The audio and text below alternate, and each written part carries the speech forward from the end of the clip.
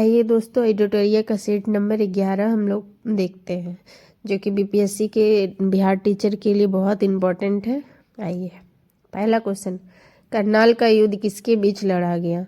तो नादिर शाह और मोहम्मद शाह के बीच 24 फरवरी 1739 को। ओके दोस्तों, लाइक एंड सब्सक्राइब करें। दिल्ली सल्तनत के किस शासक द्वारा दुधारी पशुओं पर चराई कर लगाया गया? तो अलाउद्दीन खिलजी के द्वारा। दुधारी पशुओं पर चराई कर अलाउद्दीन खिलजी के द्वारा। ठीक है। आनंद मठ में किस विद्रोह का वर्णन मिलता है? आनंद मठ में किस विद्रोह का वर्णन मिलता है? तो सन्यासी विद्रोह का। ठीक है, और लाइक एंड सब्सक्राइब करें दोस्तों। और ये इम्पोर्टेंट क्वेश्चन है, सन्यासी विद्रोह कब हुआ था? तो 1770 में। सत्यशोधक समाज की स्थापना कब हुई थी? सत्यशोधक समाज की स्थापना कब हुई थी? तो 1873 में। सत्यशोधक समाज की स्थापना कब हुई थी? 1873 में। ठीक है, सत्यशोधक समाज की स्थापना 1873 में। कांग्रेस का इतिहास किसने लिखा था? तो पट्टाभी सितारमैया ने। कांग्रेस का इतिहास किसने लिखा था? तो पट्टाभी सितारमैया ने। प्रसिद्ध ज्यूरी एक्ट को किस वर्ष पारित किया गया? प्रसिद्ध ज्यूरी एक्ट को 1826 में पारित किया गया। ठीक है, ज्यूरी एक्ट 1826 में। राजा रंजीत सिंह को राजा की उपाधि किसने दी थी? राजा रंजीत सिंह को राजा की उपाधि किसने दी थी? तो जमान शाह ने। राजा रंजीत सिंह को राजा की उपाधि जमान शाह ने दी थी। ठीक है, आगे बढ़ते हैं दोस्तों। लाइक एंड सब्सक्राइब करते रहें ताकि आपको आगे का सेट मिलते रहे। किसने कांग्रेस के प्रचार को निष्फल करने और लोगों को कांग्रेस से दूर रखने के लिए संयुक्त भारतीय राजभक्त सभा की स्थापना की थी? तो सर सैयद अहमद खां। सर सैयद अहमद खां। इनाम कमीशन की स्थापना किसके शासनकाल में किया गया? इनाम कमीशन की स्थापना लॉर्ड डलहौजी के शासनकाल में किया गया। इनाम कमीशन के लॉर्ड डलहौजी के काल में 1852 में। 1852 में इनाम कमीशन की स्थापना 1852 में। कांग्रेस के किस अधिवेशन में पूर्ण स्वराज का लक्ष्य निर्धारित किया गया? कांग्रेस के किस अधिवेशन में? तो लाहौर अधिवेशन में पूर्ण स्वराज का लक्ष्य किया गया 1929 में। लाहौर अधिवेशन कब हुआ था? तो 1929 में। किस गवर्नर जनरल पर महाभियोग का मुकदमा चलाया गया? किस गवर्नर जनरल पर महाभियोग का मुकदमा चलाया गया? तो Warren Hastings. Warren Hasting governor के ऊपर महाभियोग चलाया गया। ILO के प्रथम अधिवेशन 1919 में भारत का प्रतिनिधित्व किसने किया था? तो NM जोशी ने। ILO के प्रथम अधिवेशन 1919 का NM जोशी। भारतीय ट्रेड यूनियन कांग्रेस के प्रथम अध्यक्ष कौन थे? तो लाला लाजपत राय। भारतीय ट्रेड यूनियन कांग्रेस के लाला लाजपत राय। सर्वप्रथम किस वर्ष भारत में सिविल सेवा परीक्षा का आयोजन किया गया? सर्वप्रथम तो 1922 में सिविल सेवा परीक्षा का आयोजन किया गया 1922 में। ब्रिटिश संसद में भारतीय स्वतंत्रता विधेयक को कब प्रस्तुत किया गया? तो 4 जुलाई 1947 को। ब्रिटिश संसद में भारतीय स्वतंत्रता विधेयक को कब प्रस्तुत किया गया? 4 जुलाई 1947 को। भारत छोड़ो आंदोलन के समय इंग्लैंड के प्रधानमंत्री कौन थे? भारत छोड़ो के समय विंस्टन चर्चिल। कब हुआ था? 1942 में। ठीक है,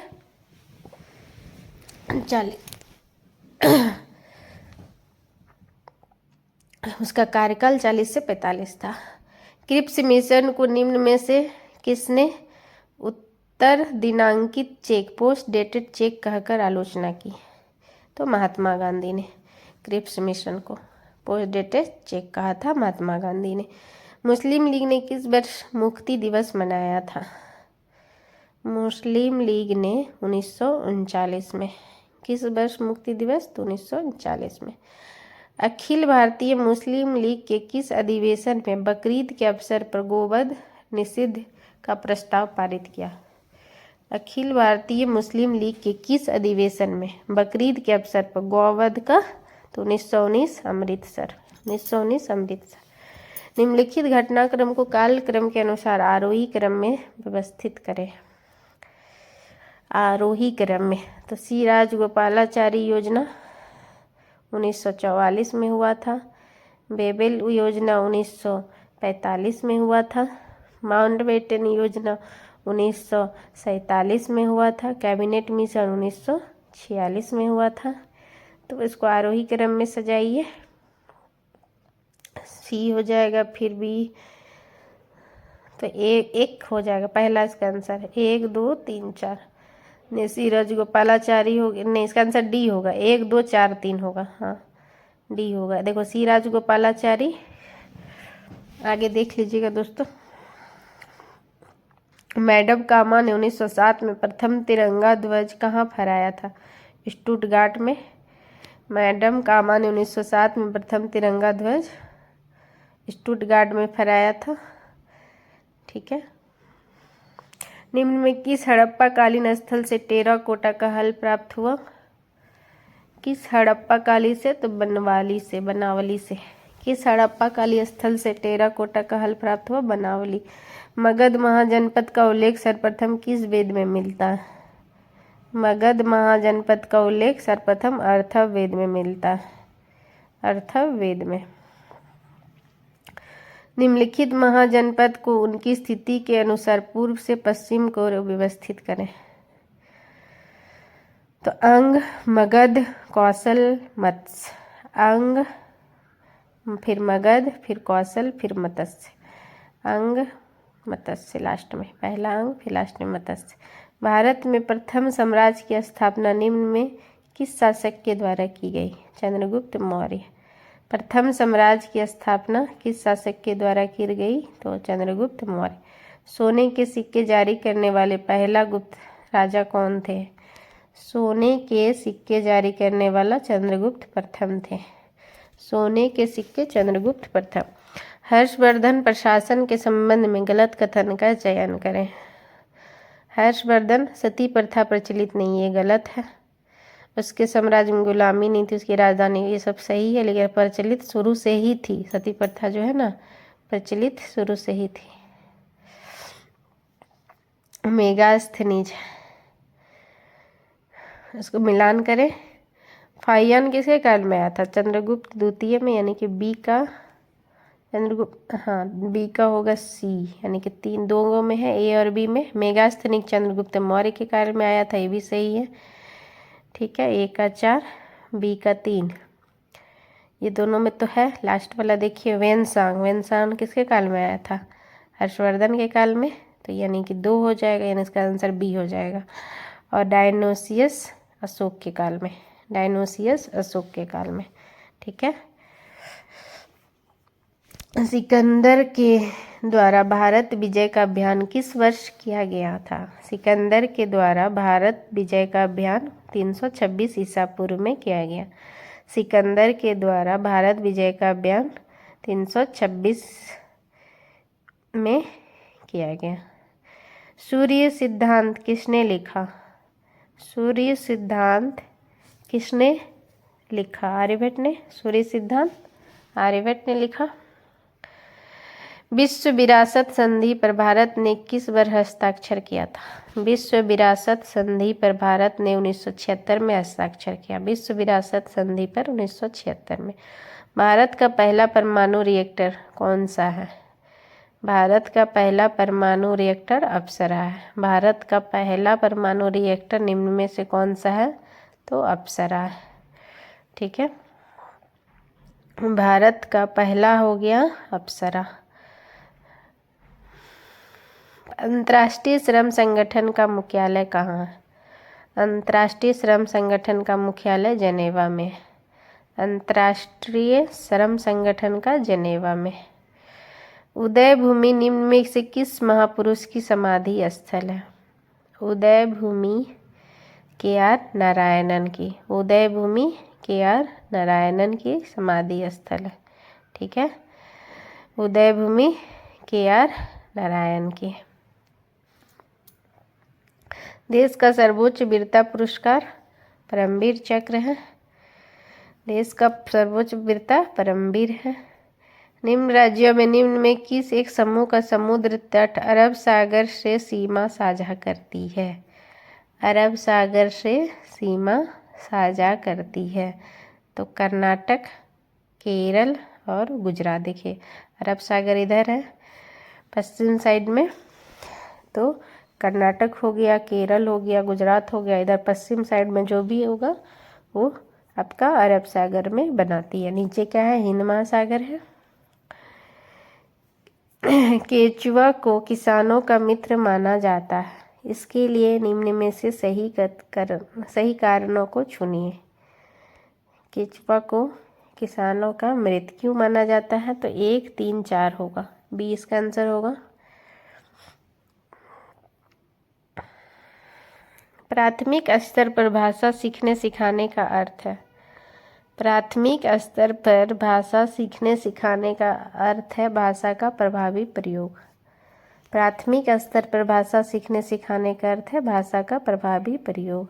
कहानियाँ बच्चों के भाषा विकास के किस पक्ष को सर्वाधिक प्रभावित करती है? केवल मौखिक, कल्पनाशीलता एवं सृजनशीलता। क्योंकि कल्पना करता है तो बी होगा इसका आंसर। कल्पनाशीलता एवं सृजनात्मकता। ठीक है,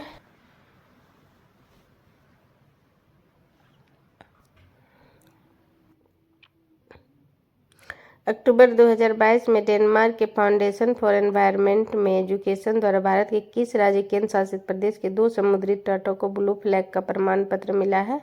तो लक्षद्वीप का। 41 नंबर, हाल ही में प्रधानमंत्री नरेंद्र मोदी ने भारत के किस शहर में महाकाल लोक गलियारा परियोजना के पहले चरण का उद्घाटन किया? तो महाकाल कहाँ है? उज्जैन में, तो उज्जैन में किया। महाकाल लोक गलियारा परियोजना उज्जैन में। हर घर गंगा जल योजना के संबंध में कौन सा कथन सही नहीं है? हर घर ये नहीं है बोल रहा है,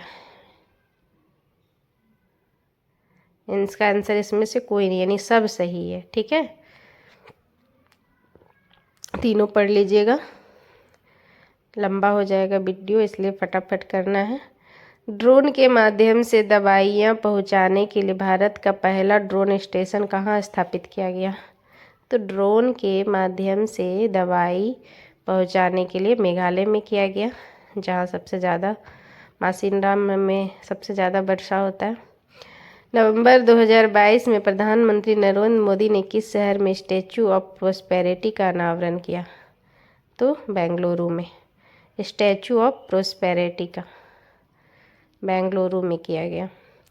टाइम्स मैगजीन द्वारा पर्सन ऑफ द ईयर 2022 किसे चुना गया?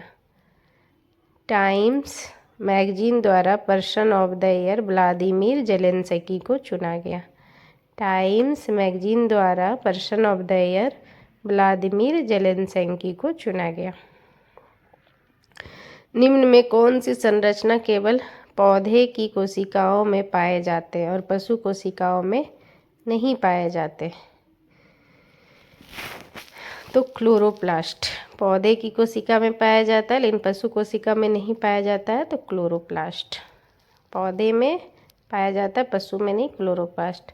जीन क्या है? तो डीएनए का एक खंड है जो एक प्रोटीन के लिए कोड करता है। जीन क्या है? एक प्रोटीन है जो एक कोड करता है।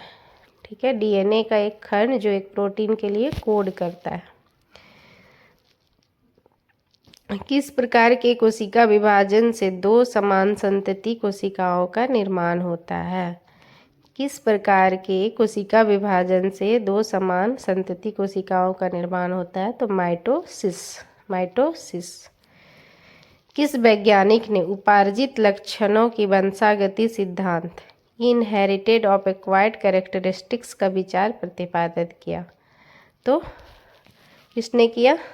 जॉन लैमार्क, जॉन बैसिस्ट लैमार्क, वंशागत सिद्धांत का।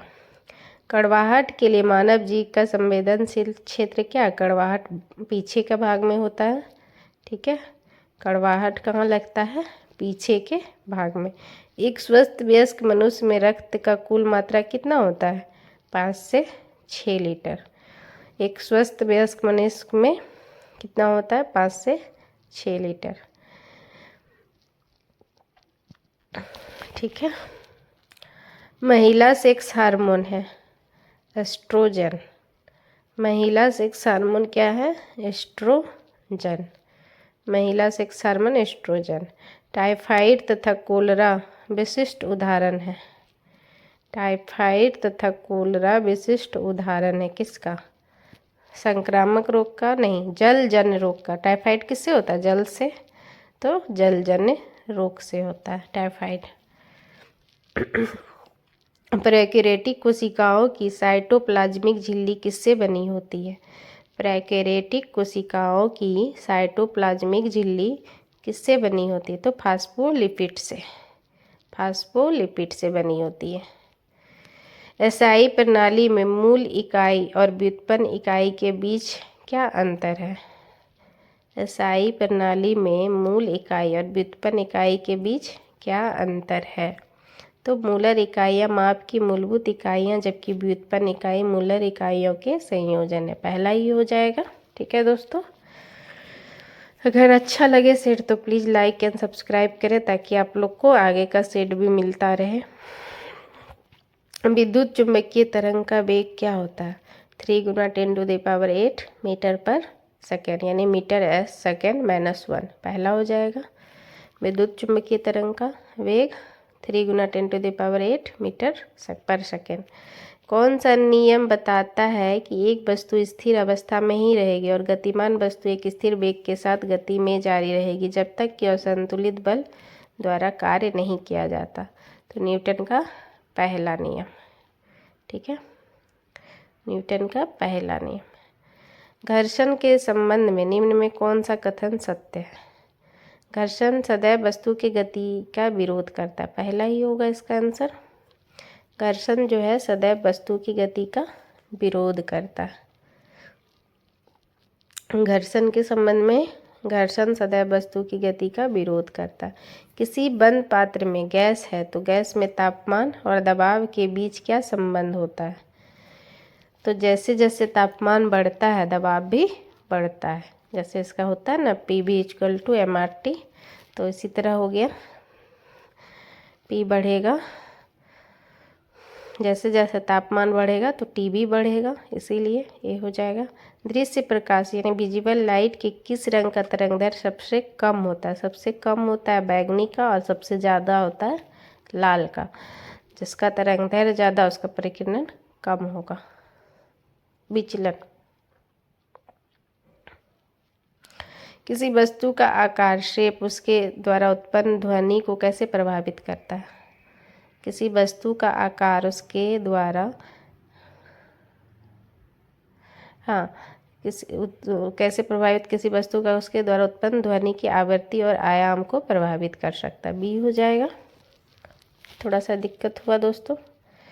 62 नंबर देखिए। जब विद्युत ऊर्जा को ऊष्मा ऊर्जा में परिवर्तित किया जाता है तो ऊष्मा गतिकी का कौन सा नियम लागू होता है? जब विद्युत ऊर्जा को ऊष्मा ऊर्जा में परिवर्तित किया जाता है तो ऊष्मागतिकी का पहला नियम लागू होता है। आयोडोकृत लवण में रहता है। आयोडोकृत लवण में पोटासियम आयोडाइड रहता है। आयोडोकृत लवण में क्या रहता है? पोटासियम आयोडाइड, ठीक है। निम्न में कौन सा कण उदासीन प्रकृति का होता है? तो इसका आंसर हो जाएगा न्यूट्रॉन। इलेक्ट्रॉन क्या करता है? चक्कर लगाता है। आंसर उदासीन होता है तो न्यूट्रॉन होता है, जिसपे कोई आवेश नहीं रहता। सबसे अधिक क्रियाशील धातु कौन सी है? तो सोडियम। सबसे अधिक क्रियाशील धातु सोडियम है, जिसको किस में रखा जाता है? किरासन तेल में रखा जाता है। इलेक्ट्रॉन का निम्न में से कौन रूप एंटी पार्टिकल होता है? इलेक्ट्रॉन का निम्न में से कौन रूप एंटी पार्टिकल होता है? तो पॉजिट्रॉन। पॉजिट्रॉन इलेक्ट्रॉन का एंटी पार्टिकल होता है। रेडियो एक्टिव तत्व से बाहर निकलने वाली बीटा किरण की प्रकृति क्या होती है? केंद्रक व उत्सर्जित आवेशित कण। सी हो जाएगा, केंद्रक द्वारा उत्सर्जित आवेशित कण। बीटा किरण की प्रकृति क्या होती है? केंद्रक द्वारा उत्सर्जित आवेशित कण। कौन सा कैल्शियम धातु का अयस्क है? निम्न में कौन सा कैल्शियम धातु का अयस्क है? तो फ्लोरोस्फार। फ्लोरोस्फार। कैल्शियम धातु का अयस्क कौन सा है? फ्लोरोस्फार। कैल्शियम का फ्लोरोस्फार। सिरके में कौन सा अम्ल मौजूद रहता है? तो एसिटिक अम्ल। सिरका में कौन सा होता है? एसिटिक अम्ल। CH3 COOH। और टार्टरिक किस में रहता है? इमली में। ये याद रखिएगा, एसिटिक अम्ल CH3 COOH। वायु में किस गैस की मात्रा सबसे अधिक होती है? तो वायु में किस गैस की सबसे ज़्यादा होती है? तो नाइट्रोजन का, जो कि 78% है। ऑक्सीजन 21% है। कार्बन डाइऑक्साइड 0.03% है। निम्न में किस अनुच्छेद के अंतर्गत वित्त आयोग के गठन का प्रावधान किया गया है? वित्त आयोग का गठन अनुच्छेद 280 के तहत किया गया है। वित्त विधेयक का हो जाएगा 112 में। निम्न में से संथाली, डोगरी, मैथिली तथा बोडो को किस संशोधन के द्वारा 8वीं अनुसूची में शामिल किया गया? संथाली, डोगरी, मैथिली और बोडो को तो केवल 2 होगा। 92 संविधान संशोधन 2003 के तहत कौन कौन जोड़ा गया? संथाली, डोगरी, मैथिली और बोडो। संथाली, डोगरी, मैथिली और बोडो को किस अनुसूची के अंतर्गत? 8वीं।